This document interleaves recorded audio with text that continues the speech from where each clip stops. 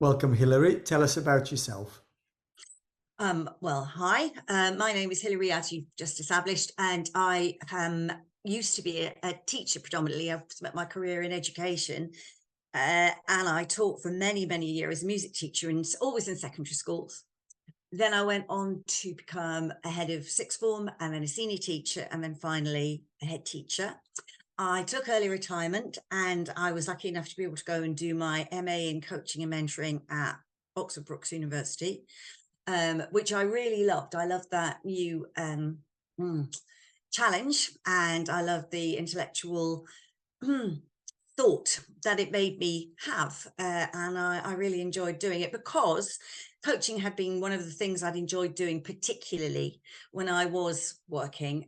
So I thought that by doing that qualification, I would be building on that, something I really, really loved. And yes, it was absolutely great.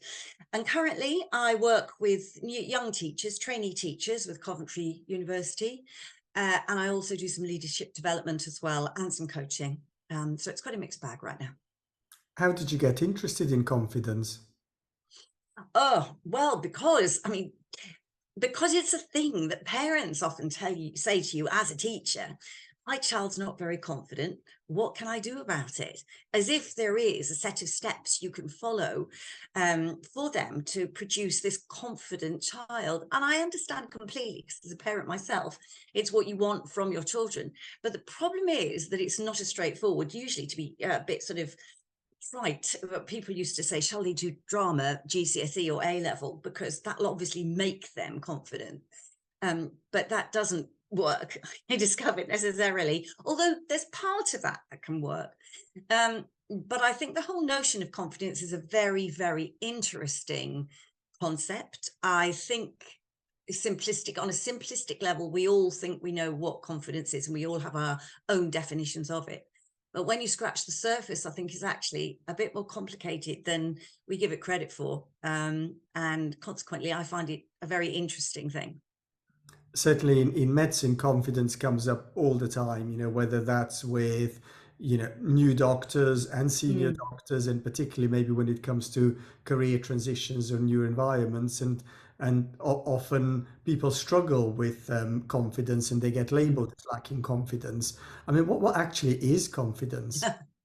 Yeah, so I was thinking about this a lot, actually. What is confidence? And if you had to have a definition, what would it be? I think my personal definition would it be that it's the belief or the faith that you can do something even though it might go wrong. And I think it's developing a faith in your ability. And I don't just mean to do a thing, I mean generally, I mean socially as well, even though something might not go right. It's dealing with that uncertainty. And I think a confident person is able to cope with that. I actually think to be a confident person, and therefore to apply it in your life generally, that's got to be a very deep-seated thing, something that you're going to feel, and therefore you'll have a go at a lot of different things. But the deep-seated confidence I'm talking about, therefore, comes over time. But I think the confidence generally is because you don't think everything's going to go right. It's understanding what to do if it goes wrong. For example, when I was a young teacher, I was really not confident in front of a class. I felt really scared. And on one rather simplistic level, I used to do a lot of things that made me look as if I was confident. So if you feel that your hands are shaking, put them behind your back. If your breathing's got quick, then concentrate on the breath out, stand up straight, put your feet apart, hold eye contact. And I made myself do those things. And because I made myself do those things and I practiced doing those things because I just did it, I became confident. Now, I don't know if which came first, it's a chicken or egg, isn't it? I think certainly just practicing doing that, then kind of the experience of that then can make you look confident and you become confident. But that's certainly what I used to do when I didn't feel confident at first. And it certainly, on one level, that worked for me. So that's quite a strange one to say that you make yourself look confident and then somehow Mm. later on you feel confident. Mm. How does that work? I think it works through doing it more than once. And it's interesting because, you know, there's one of you in a class. I know this isn't for medics, but because you've got one of you in a class and there's 30 children. And if they want to, riot, there's not a lot you can do about it, actually. Teaching is an awful lot of bluff. Because you've got to pretend that you are the one who is in charge, your pack leader, if you like. You've got to get everybody to listen to you. And if you are speaking very quietly, if you're mumbling, if you are not looking as if you're owning what you want to happen and want to do, and those sorts of physical things, then I think you can be, well, you can imagine, you can be absolutely lost. I'm sure everybody's come across that with a teacher in the past.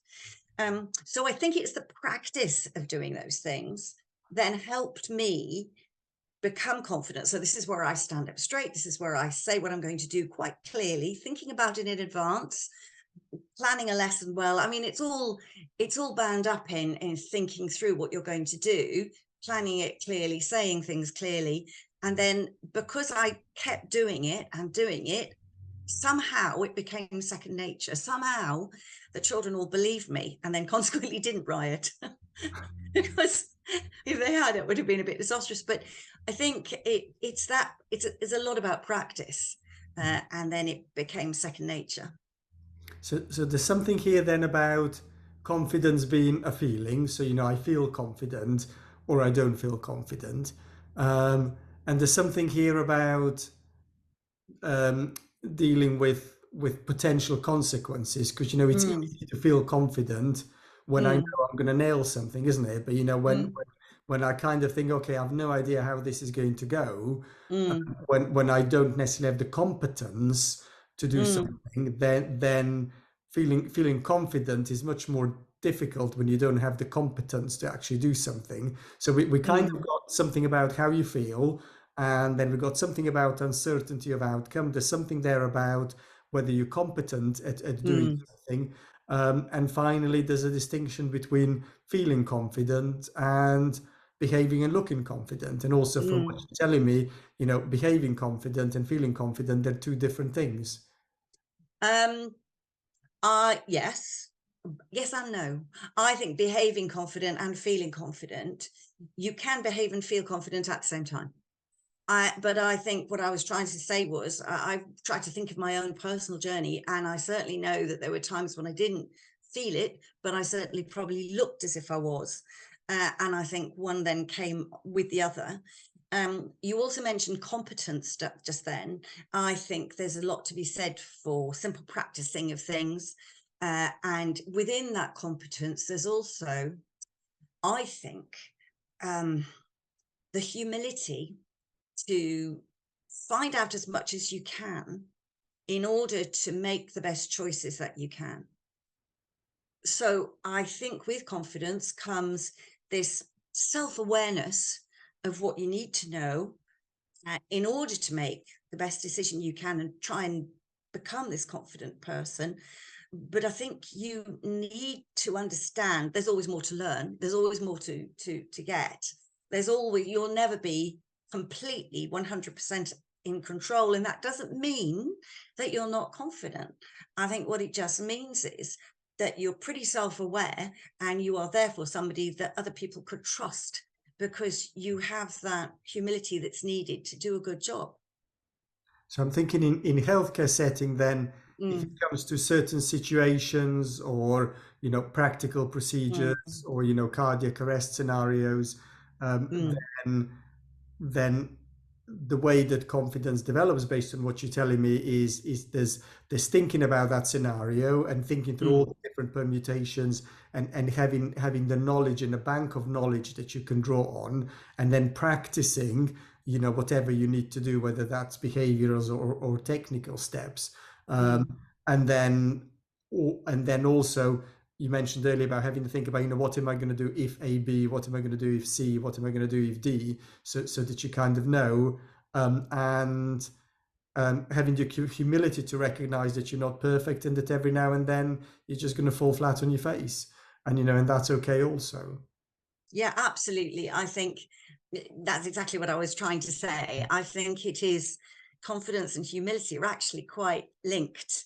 I think the most confident people have a humility that means that they can go, yes, I should imagine in a medical situation, you've got to make decisions pretty quickly and you've got to exude a confidence that means I know what I'm doing. But what will happen before all of that is that you've thought through those situations exactly like you said. So what if this, then that? What if this, then that? And I think therefore because you've not preempted it exactly, oh, I suppose you're preempting it. And then you've got a good idea of which road you should travel down. I'm sure with practice and experience, that becomes, you have a better bank of experience to draw on. But in the initial stages, you're going to have to do your homework and look around and find out what it is that you could need.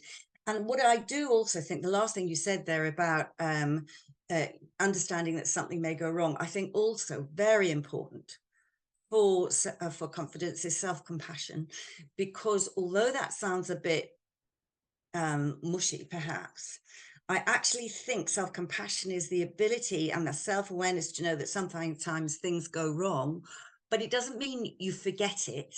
It doesn't mean you just move on. For me, that means you think about what it was and you think about how you could solve it in the future. But it doesn't mean that the world stops turning. It doesn't mean that you are a total failure and you must give up everything you've done. What it means is that you've got the self-critical awareness that is a healthy critique of yourself. And it's healthy in that it's not going to eat you up, but it means that you are willing to criticize yourself, take criticism for others sometimes too, but then think about what it was that perhaps went awry and know how to, what would you do if you had that situation again, and making the best of what you can while you can do it. I mean, how can you develop that self-compassion? Because I can see, I mean, it's quite easy. Let's sort of say you're new to a role, and you've read and you've tried your best. You know, you've learned as much as you can. You've practiced, and yet sort of still things go wrong. It's very hard not to Mm. be really, really tough on yourself. I absolutely think that's true. That is absolutely true. I think Kirsten Neff has written an awful lot about this, and I actually agree with some of the things. There are three things I think she talks about, aren't there? She talks about the self-kindness, as she talks about the fact that you can put this in context, put yourself in the context of the world, if you like. So where does this problem sit? Where do I sit with all of this? And there's a mindfulness also associated with that, which actually is a healthy way of viewing yourself. And it is tough. It's really hard, especially if you're new and you are not initially feeling confident because you just can't. But I think if you see yourself as a growing person, somebody who is learning all the time, somebody who is trying to work out what to do for the best of others, then I think that can help you then in the way you look at yourself and the way that you then build on your personality, but build on your ability to become confident. So that's what I think. It's putting it all in context, being reasonably objective, I suppose, is an easy way of putting it. So it's less, I'm new to this role. I should be able to do everything perfectly. You know, I should get it right each and every time, 100%. Mm, And reframing to saying, well, I'm new to that role, and that's going to be a bit tough. And and sometimes I won't do very well. And the key thing is that I learn from those experiences. In a safe, supportive environment. But the key, mm, key thing is not that I'm expecting myself to be perfect, mm. but I'm here to learn. I think you're absolutely right. I think the word should there is absolutely key. If we say to ourselves, I should be able to do this because I'm superhuman and I have these superhuman powers that therefore mean I'm going to be perfect, I think is accepting that we never are. And accepting that we're never perfect doesn't mean that you accept that you can't be better. But I think the word should there is a really interesting one because we often use it. We often use it against ourselves. And it's really unhelpful, I think, sometimes, particularly if you're trying to build on confidence. And I mean, why on earth should you know intrinsically and naturally from some special powers that were stuck in your brain that mean that you, above all, will know this perfectly from the get-go. I think that's, if you think about it, that's pretty ridiculous, but it is what we say to ourselves, and we say that to ourselves an awful lot, I think. I like the idea of having a an objective understanding of where you are, because I guess I'm thinking, okay, this is great because you know the key to confidence is the key to confidence is humility and recognize that you're here to learn, and if you don't get Mm. it right, you know, in a kind of safe context, you know, that's okay. But then I'm kind of thinking, well, the flip side of that is going to be I'm going to go into work thinking I don't know anything, I'm going to fail anyway, so who cares, it doesn't matter. And you know, and I don't know anything, and you know, and of course that's not right either. So I like your concept of having a little bit of an accurate understanding of where you are in the confidence Mm. world. Mm, absolutely. I think Chris Rook did quite a lot of work on self-esteem, and although it's aligned to confidence, it's not the same thing. That's a very much a judgy thing, I think. But what I did like about what he was saying was to do with worthiness and competence, and where we judge ourselves to be on that scale, how we judge, what's important to us, what are our values. I mean, this is pretty deep-seated stuff. Um, and the sort of way you're describing, oh, I'll always fail, I'm always going to be, you know, I'll never do it right. That isn't, I don't think, what self-compassion's about. I think the objectivity is seeing yourself in context, seeing that you will always get better. There will also always be people who are probably cleverer than you and better than you, but it doesn't matter. What matters is where you are in all of this, and not to beat yourself up, but to take yourself forward, to take yourself out of the situation, and having the self-awareness of seeing where you are in all of that should give you a reasonable sense of contentment, in order to be able to go forward. Yeah, I think certainly in healthcare, there's always Mm, somebody who's better, cleverer, you know, mm, technically better than you, and it doesn't. I agree with you that it doesn't matter because you know we need to be good enough mm, for the task that we're doing. The problems mm, arise. The problems arise maybe when you're not competent enough to do the task, but mm, that's a different thing. But there's lots of tasks that need to be done, and as long as one is mm, good enough to do that task, you know that's what matters in recognizing where one's limitations mm, are, and you know when you need mm, to ask for help and when you need to refer. So I'm interested in self-esteem. So what's the mm. relationship between self-esteem and confidence? Yeah, it's an interesting one, isn't it? Because self-esteem has a more judgmental element, I feel, to it. Um, self-esteem, I think, can be a bit destructive. It depends. I mean, it's a matter of semantics, isn't it, really? It depends how you interpret each word. But I do think that traditionally self-esteem is, here are some things I want to do. I value myself because I am like this, or I can do these things.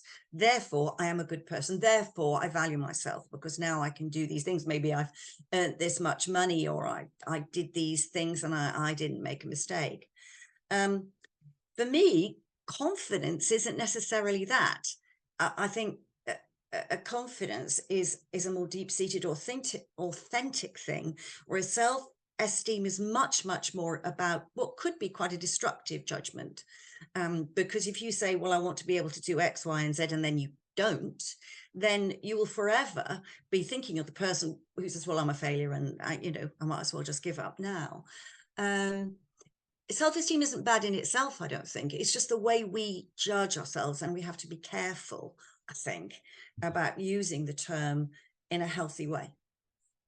And that works both ways because if you judge yourself as being brilliant when you're not, Mm, that's as bad as judging mhm. yourself as not being good enough where actually you're perfectly fine.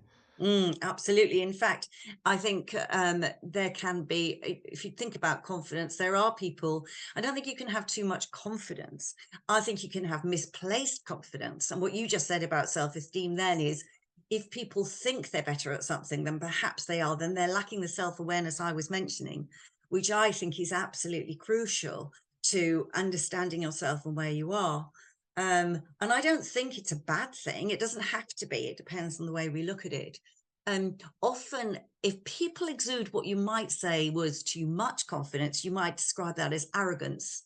You might describe that as somebody who is not capable of seeing that what they're overconfident or have too much confidence in, actually not everybody else would agree with them. And that would to me, would display a lack of self-awareness that's really needed in order to get the kind of confidence that I think is the stuff that you really need to find, which is I'm going to have a go at this because I'm going to try no matter what. So I think too much confidence, overconfident people can be arrogant and not self-aware. Mhm.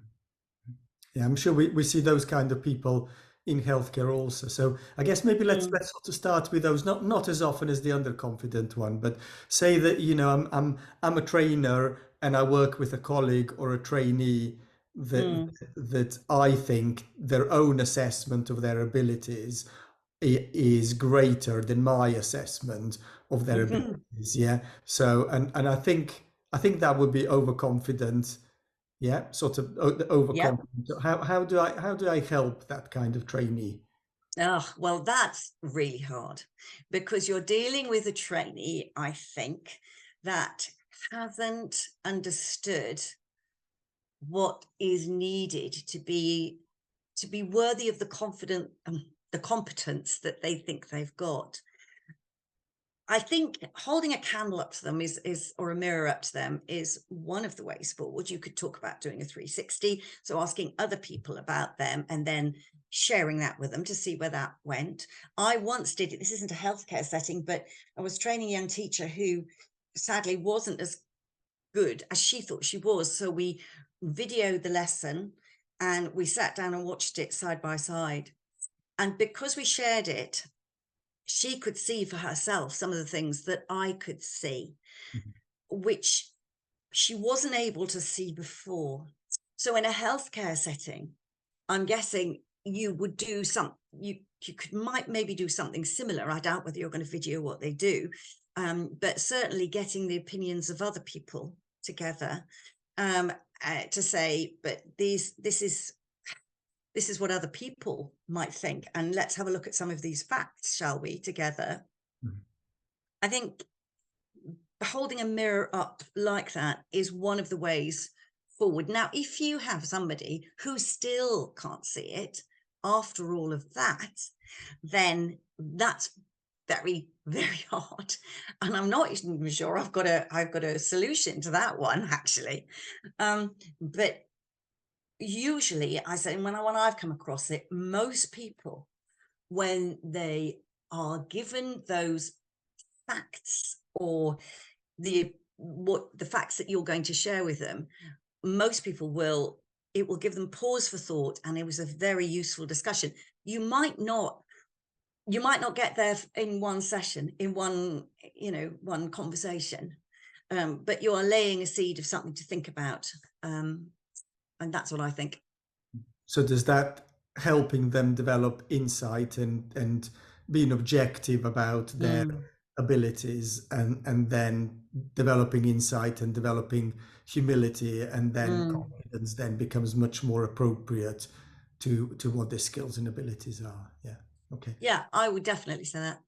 It's actually much more common the other way around. That sort of, Mm, that we have people that are labeled as not confident enough, and then maybe I'll give you some examples as to how that shows up. So it maybe shows up that people will come and ask for help, but they won't be confident in their decision making, or people are asking for help all the time. You kind of think, well, this is something that, there's the should word. As a trainer, I might think this is something that you should know, or worse, as a trainer, I think this is something that I know sort of, and yet sort of somebody keeps asking for help, even though I know fully well that they are perfectly capable of doing that, but mm, they still come and ask for help. Or mm. maybe when it comes for practical procedures, again, that perhaps people are. I think it shows up in people always seeking reassurance. I think Yes. that's what I'm trying to say. Yeah, I think and it does actually have a connection with education and any of the stuff you've might have read about the growth mindset.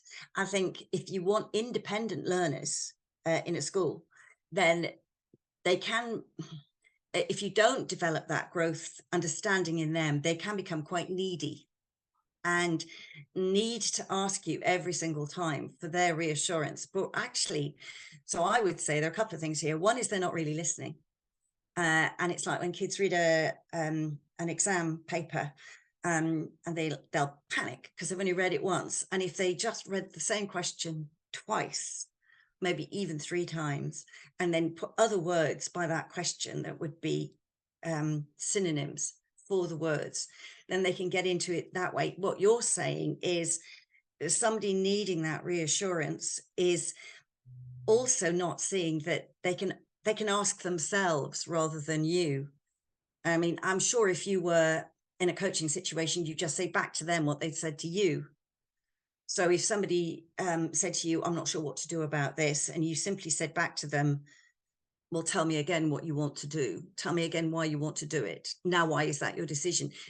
It's lengthy. It does take time, but I think that can reassure because they can hear their own words in their head. Sometimes, yes, asking somebody is not a bad thing necessarily, but I certainly think ask yourself, look at the other things that you've ever done, look at the evidence that you've had, and then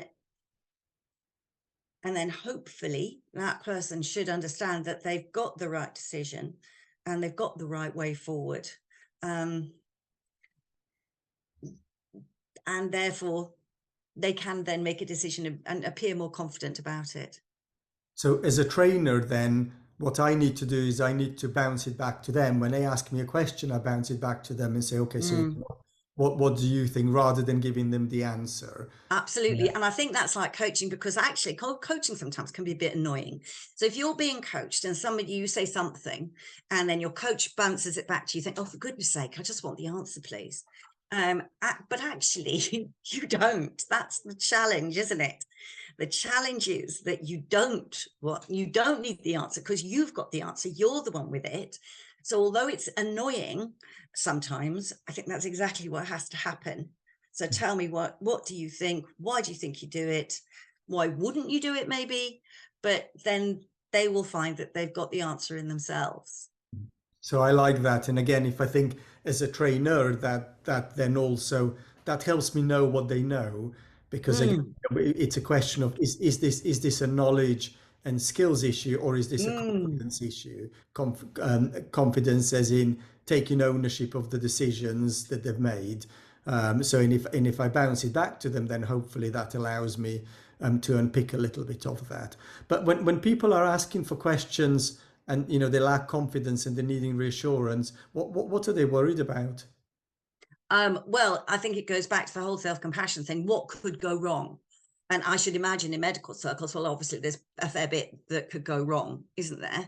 And you don't want those things. I was reading something about decision making the other day, actually, and it was saying that once you've made your decision, you make your decision work for you.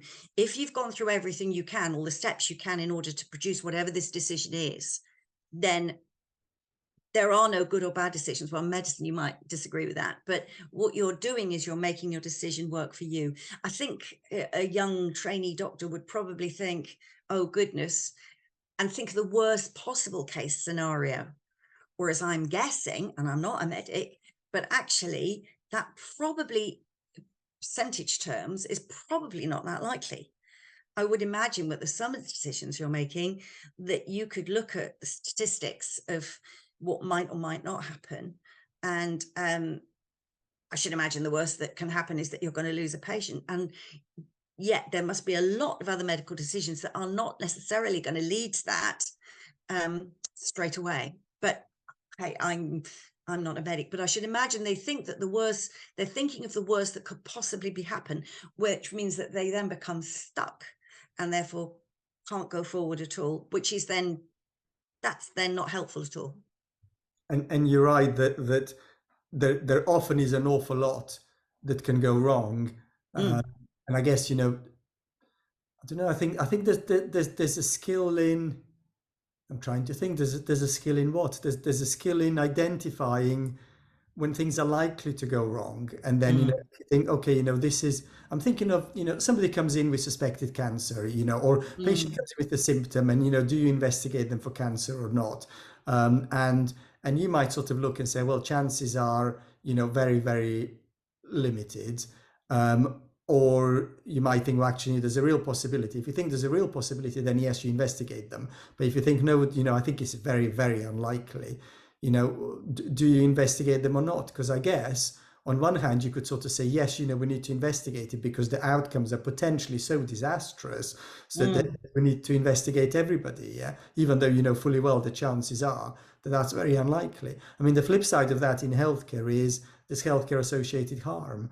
Yeah, because we can investigate and we can do procedures, and quite apart from the cost, which is substantial, quite apart from the cost, patients come to harm from having those investigations. Yeah, mm, then that kind of makes it even worse, because you might sort of think, well, the easy thing to do is just investigate everybody, but mm. actually, that might cause more harm.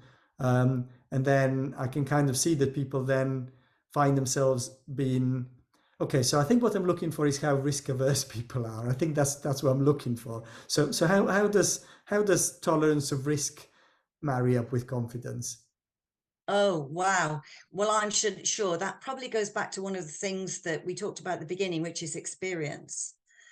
Perhaps there isn't a shortcut, and experience and the objectivity we talked about. I think I should imagine for medics who you are constantly weighing up what is the best thing to do in these particular sets of circumstances. And the more circumstances you come across, probably the better you'll get at working out what is the best route to go down.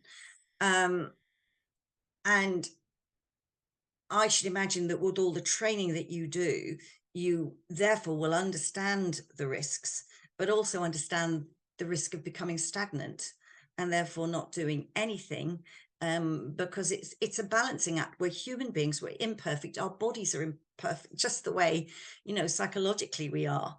So I think that you can only go with the best, you can only do your best, I suppose. If people are risk averse in the medical field, I think that if they have enough knowledge, then they're going to make the best possible decision in the circumstances that they have. But I should imagine it's constantly a balance and a weighing up of, otherwise, I mean, you wouldn't make any decisions at all, I guess.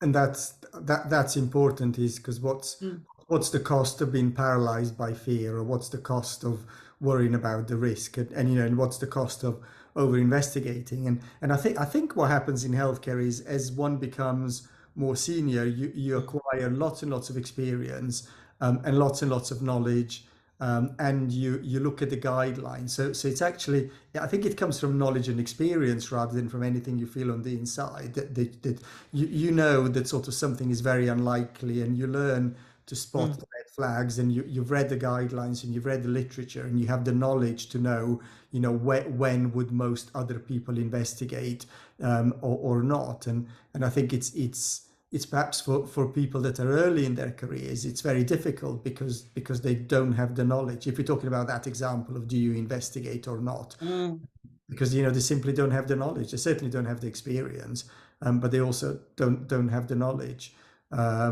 And so yeah, so we kind of we're back to that, the fact that it's very difficult for people to feel confident when mm. actually they perhaps lack knowledge and experience. Yeah, but Yeah, but I think it also goes back to the fact that no matter how good a medic you are, there must be times when perhaps you miss something. Um, yes. and your success rate gets better, but it's understanding that that could happen. It could, because no matter how many red flags you've not ignored or whatever, I'm sure. And I think for your young doctors, um, the understanding, not the acceptance and that's all right. But it's trying to balance that set of risks and realizing that yes, you will become better at judging, but equally, I know you don't want to be fallible and then make a dire error, but on the other hand, you you might well not get it wrong right 100% of the time, and that is something that we all have to understand. And we're back to that self-compassion, and also Mm, having an understanding what are the limits of my knowledge, and what mm, are the limits of my confidence. Sorry, my mm. competence. Competence, yeah.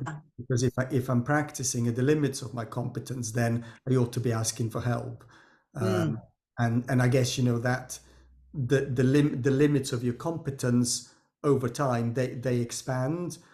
So I think when you start, your competence expands very, very rapidly, and then depending on what career you do, then your competence shrinks back down if you only do one thing, for example. Yeah.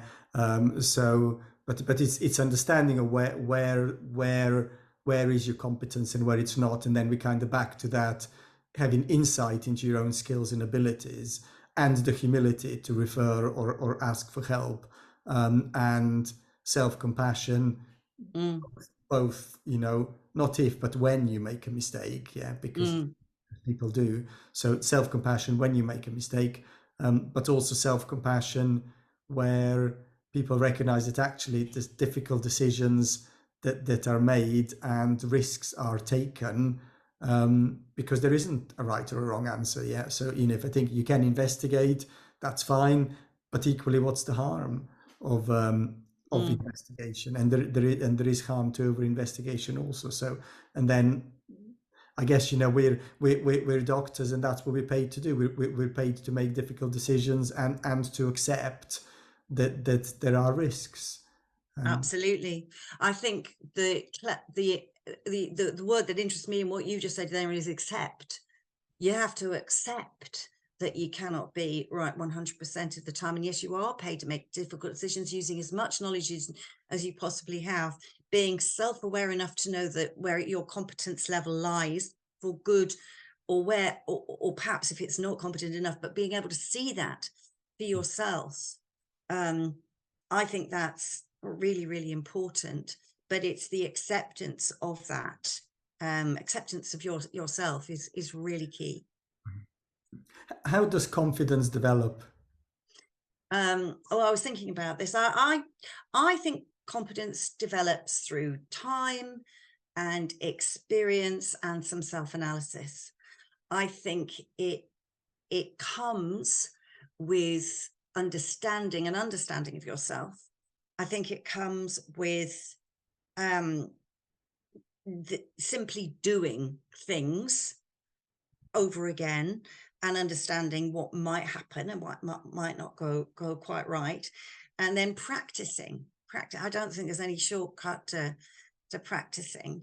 But if we have all those things together and the self-awareness, I think what you end up with is an authentic confidence that's deep rooted, which means that you are happy enough in yourself to try. You are happy enough yourself to give something a go, because you've given it your best shot.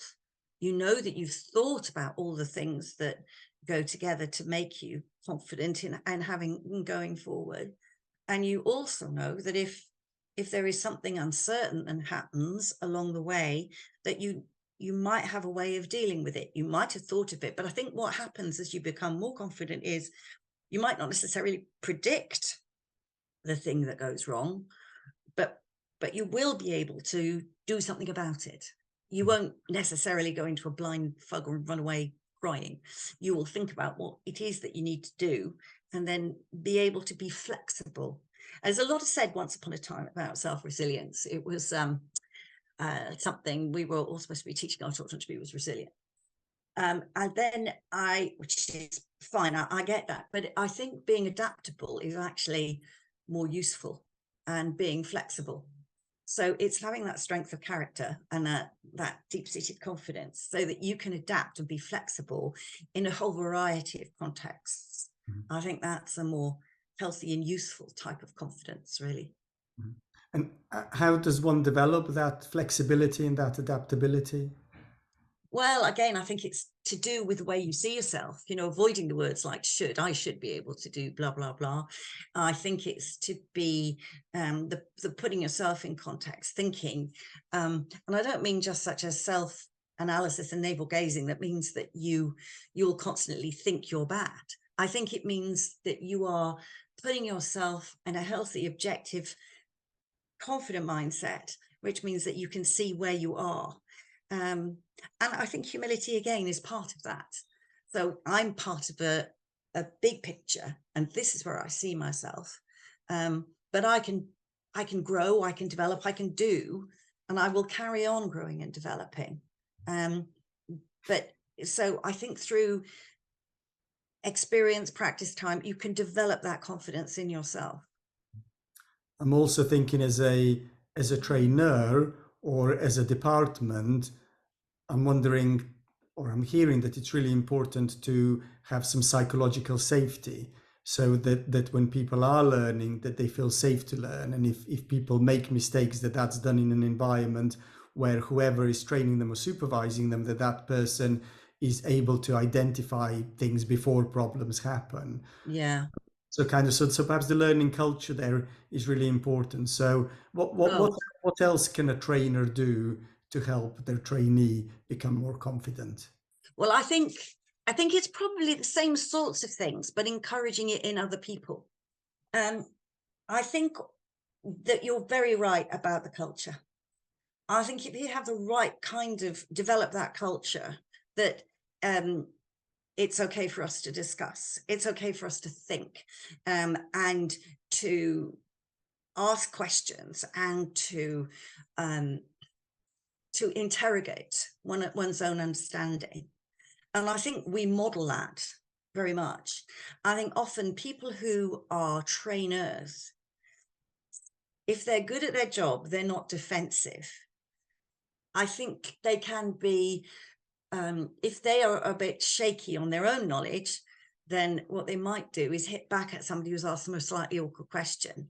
Whereas if you could say, actually, I'm not really sure, but I think this, or I'm going to go away and find out for myself. I think if we try as trainers to pretend that we are all knowing and we have all the answers, I think that's a mistake, because I think if we show that we're learning all the time as well, then your trainees are more likely to see themselves in that context and to be comfortable about moving forward. I mean, I think another thing you could do is, because praise is interesting here, if you just praise somebody for something that isn't particularly good, that's absolutely meaningless and worthless. But if you do see that somebody's done something and you have praised it fairly, then I think that means a huge amount. And we often miss the opportunity to say, well done for that. That was great. And then when you feel that somebody is ready, to give them an opportunity that might help them get out of their comfort zone. So if you feel that you've seen that in somebody, and then you could put that in their pass, then it's helping somebody to succeed. So putting those opportunities their way. But I think modeling a culture, it does come from you. And if you genuinely do believe that you are growing all the time, and that they can learn to grow too, then I think that will be obvious that that's how you are.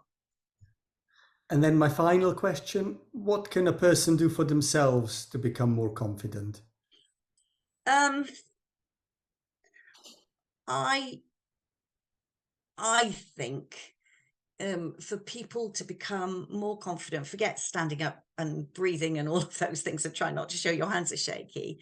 Um, but I think it is a question of being honest with yourself about what you're doing. And by honest, I don't just mean saying I'm good at this and I'm bad at that.